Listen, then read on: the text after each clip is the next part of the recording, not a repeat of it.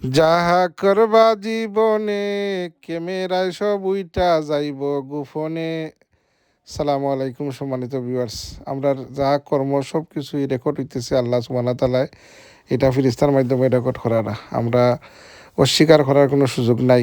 এমন কোনো কর্ম করতাম না আমরা এলাকার নিজের গড়র আত্মীয় স্বজন শর্মিন্দা ফিল করেন। আমরা এক মুরব্বিয়ে এক বিয়ার অনুষ্ঠানও গান বাজনা ওরনও তাইন গিয়া কি খোল্লা জ্বালারা তাইন গজলও গাইন, কিন্তু তাইন যে এ ধরনের অনুষ্ঠানও যেবা যাহারা টিকটক করিয়া কি এটা সোশ্যাল মিডিয়াত ভাইরাল করছেন, এটা আমরা এলাকার লাগি আমরা লাগি এটা লজ্জার বিষয়।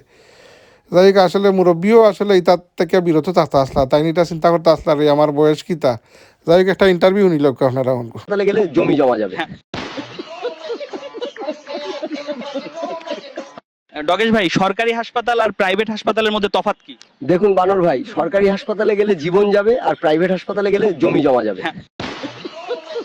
মানুষের কার সাথে পাঙ্গা নেওয়া ঠিক হবে না। দুনিয়াতে মানুষের ডাক্তার আর আল্লাহর সাথে পাঙ্গা নেওয়া ঠিক না, কিন্তু কেন?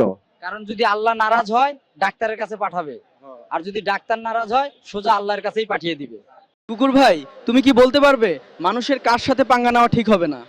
দুনিয়াতে মানুষের ডাক্তার আর আল্লাহর সাথে পাঙ্গা নেওয়া ঠিক না, কিন্তু কেন? কারণ যদি আল্লাহ নারাজ হয় ডাক্তারের কাছে পাঠাবে, আর যদি ডাক্তার নারাজ হয় সোজা আল্লাহর কাছেই পাঠিয়ে দিবে।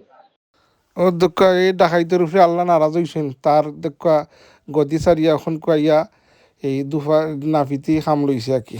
আল্লাহ তারে ধ্বংস কর্তা, তার লগরটারে তার যারা সন্তানরে ধ্বংস কর্তা দোয়া করি আমিন।